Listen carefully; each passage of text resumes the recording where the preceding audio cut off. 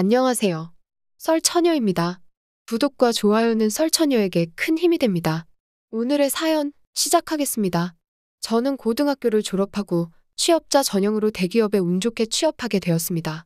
그곳에서 저를 도와주며 일을 가르쳐주던 선임과 사랑에 빠졌습니다. 나이 차이는 있었지만 늘 저를 배려해주고 아껴주는 모습에 3년간의 사내연애 끝에 결혼을 약속하게 되었습니다. 남편 집안은 모두 고학력자 집안이었죠. 이 내용을 알게 된 엄마는 우리 집안과는 많이 비교되면 어쩌냐 하며 걱정하셨습니다. 남편은 서글서글하고 매너가 좋아서 절대 그럴 일 없다고, 걱정하지 않아도 된다고 말했습니다. 몇 주 뒤 상견례 날이 됐고 두 식구가 모여 식사를 했습니다. 식사 도중 예비 시어머니는 요즘 같은 시대에 왜 대학교를 안 보냈어요? 라고 물으셨습니다. 엄마는 공부도 중요하지만 더 이상 배움보다는 몸소 경험하고 싶다 해서 아이의 의견을 존중해 주기로 했어요. 학창시절 똑똑했던 아이라 어떤 선택을 해도 잘 해낼 거라 믿었죠. 라고 웃으며 대답했습니다. 사실 엄마는 아버지를 일찍 열고 혼자 일을 하여 늘 힘들어 하시는 모습을 알았기에 좋은 성적이었지만 선뜻 공부를 계속하고 싶다고 하지 못했습니다. 내색은 안 했어도 엄마는 다 알고 계셨고 그 부분을 늘 미안해 하셨는데 어머님이 그렇게 물으시니 괜히 자리가 불편했습니다. 그래도 어찌하여 이야기는 잘 마무리되었고 상견례 이후 5개월 만에 결혼식을 올렸습니다.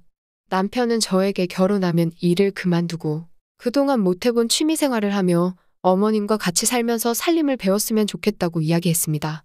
학창시절 그리고 회사 다닐 때도 엄마가 다 해주셔서 살림에 대해 무지했던 저였지만 즐겨본 드라마에서 봐왔던 사이 좋은 고부 사이를 상상하며 알겠다고 하고 남편의 의견을 따랐습니다. 그렇게 시댁과 한 집에서 살게 되었고 어머님과 같이 있는 시간이 많았습니다. 어머님은 친절하게 알려주셨고 저 역시 살림에 재미가 붙었습니다. 하지만 같이 사는 아가씨는 나이차가 별로 나지 않아서인지 괜히 불편했습니다. 아가씨는 명문대를 우수한 성적으로 졸업하였지만 웬만한 회사는 쳐다도 보지 않았고 그렇게 취업 준비를 한다는 이유로 2년이나 흘렀다며 남편은 늘 걱정했습니다. 옆에서 살림을 하면 늘 훈수 두는 건 역시 아가씨였고 융통성이 없다며 늘 저에게 핀잔을 주었습니다. 어느 날은 주식 관련 뉴스가 나와서 보고 있는데 아가씨는 엄마 내가 좋다는 종목 알고 있는데 투자할래? 라고 이야기했습니다. 어머님은 얼마나 수익 있길래? 라며 솔깃했습니다. 선배가 준 정보인데 지금 거의 3배는 생각하고 있나 봐. 내 친구도 2천만 원 투자했어. 라며 말했고 어머님은 나도 해줘. 나는 3천 할래. 라며 말씀하셨습니다.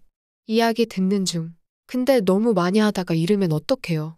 적당히 하는 게 좋은 거 아니에요. 나도 이야기하니 언니는 주식의 주자도 모르는 사람이면서 뭘 아는 척해요. 비꼬며 말했습니다. 저는 저축이나 저금은 좋다고 생각하지만 한 방을 노리는 주식은 늘 겁이 많아 관심이 없었습니다. 하지만 저런 식으로 무시하니 기분이 나빴습니다. 그렇게 어머님은 아가씨가 추천한 종목을 샀고 얼마나 지나지 않아 수익이 났습니다.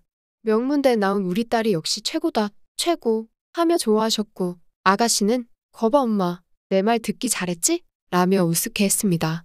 어느 날 외출하고 돌아온 아가씨는 호들갑을 떨며 엄마, 내가 진짜 좋은 정보 얻어왔어. 앉아봐. 서울 아파트인데 계약금 6천만 원만 있으면 된대. 어머님께 이야기를 시작했습니다. 어머님은 서울인데 6천. 말이 되니? 라고 대답하셨고 입지도 대박이고 완전 역세권이야. 대신 4년 뒤 분양 예정이래. 솔직히 4년은 금세잖아 엄마. 그리고 6천에 서울 아파트면 무조건 해야 하는 거 아냐? 라며 어머님을 꼬셨고 어머님은 잠시 고민하는 것 같더니 그래 우리 딸이 추천한 건데 무조건 해야지. 근데 정말 정확한 정보 맞지? 사기 아니지? 라고 물었습니다.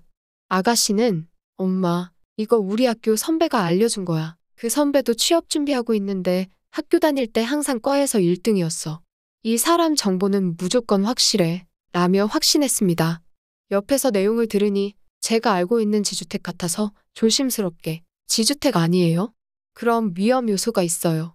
잘 생각해보세요. 라고 이야기하니 아가씨는 고졸인 언니가 투자를 뭐 알긴 해요? 우리 학교는 똑똑한 사람 아니면 못 들어오는 곳인 거 몰라요? 언니는 투자할 돈도 없으면서 괜히 끼어들어서 초나 치지 마요. 라며 비웃었습니다. 고졸이긴 하지만 주변 지인들이 피해보았던 게 생각나서 이야기했는데 제 말은 바로 묵사발이 되었습니다. 결국 어머님은 내 딸 때문에 부자 되겠네 하면서 어머니, 남편, 아가씨 이렇게 세 채 보증금을 넣었습니다. 그렇게 4년이라는 시간이 지났고 어머니는 연락이 없다며 저에게 같이 가보자 했습니다. 주변을 둘러보았는데 입주는커녕 공사가 아직 시작도 안 한 상태였습니다. 동네 주민들에게 물어보니 삽을 푸기는커녕 아직 멀었다는 이야기들만 했습니다. 어머니는 아가씨에게 상황을 말했습니다. 아가씨는 선배에게 연락하였고 몇 채만 더 동의하면 되니까 곧 공사 들어간다고 걱정하지 말라고 하면서 코인을 어머님께 추천했습니다. 어머님은 코인은 그렇고 도대체 너는 언제까지 취준생을 할 거냐? 나이도 이제 차는데. 라고 말하니 아가씨는 엄마, 일하는 것보다 이렇게 투자해서 돈 버는 게 더 이득이야. 나만 따라와. 라며 언제나 당당했습니다. 이전 투자한 게 아직 회수도 안 된 상태라 돈이 없다고 어머님이 이야기하니 이런 기회 놓치면 엄마 평생 후회해. 내 말 믿고 돈 좀 빌려와라. 라고 대답했습니다. 어머님은 친구들에게 이리저리 모아 약 5천만 원의 금액을 코인에 투자하였고 쭉쭉 올라갔습니다. 역시 우리 딸, 나는 너 없으면 안 된다. 하며 좋아하셨고 두 사람은 명품이고 사치를 부리기 시작하셨습니다. 하지만 행복도 잠시, 갑자기 코인은 바닥을 쳤고 어머님은 울며불며 나 이제 어떡해, 책임져. 라고 아가씨에게 이야기했습니다. 아가씨는 지금 조정 중이래. 엄마 이럴 때일수록 더 넣어야 나중에 미친 듯이 올라가. 라고 어머님을 꼬셨습니다. 듣고 있던 저는 더 이상은 위험하다고 여기서 그만두시라고 말씀드리자 옆에 있던 아가씨는 고졸인 사람이 경제의 경자를 아냐고 제 말을 잘랐습니다. 어머님은 아가씨의 말에 팔랑귀가 되어 갯돈을 먼저 받고 투자했습니다. 아가씨 말대로 초반에는 다시 오르나 싶더니 아예 바닥을 쳤고 그냥 숫자에 불과했습니다. 어머님은 노부자금은 물론 친구들에게 빌린 돈으로 코인에 투자하였기에 정신이 반쯤 나가셨습니다. 아가씨에게 책임지라며 머리끄댕이를 잡고 싸우기 시작했습니다. 아가씨는 미안한 내색 없이 돈 좀 만지려면 어느 정도 잃을 수도 있지. 그것 좀 잃었다고 사람을 쥐잡듯 잡냐며 소리쳤습니다.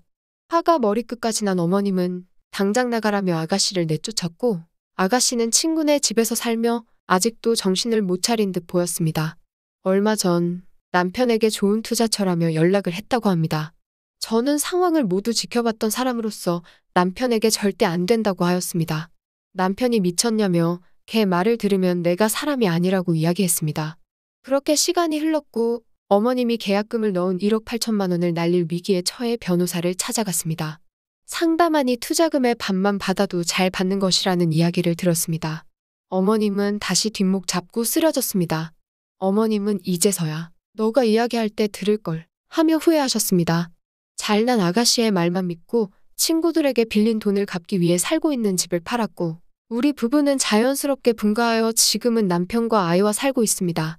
그 잘난 명문대 나온 아가씨는 나이가 들 대로 들어서 넣는 곳마다 떨어졌고 우리 몰래 투자를 했다가 빚까지 생겼는지 아주 작은 중소기업 격리로 들어가 열심히 빚을 갚고 있다 합니다.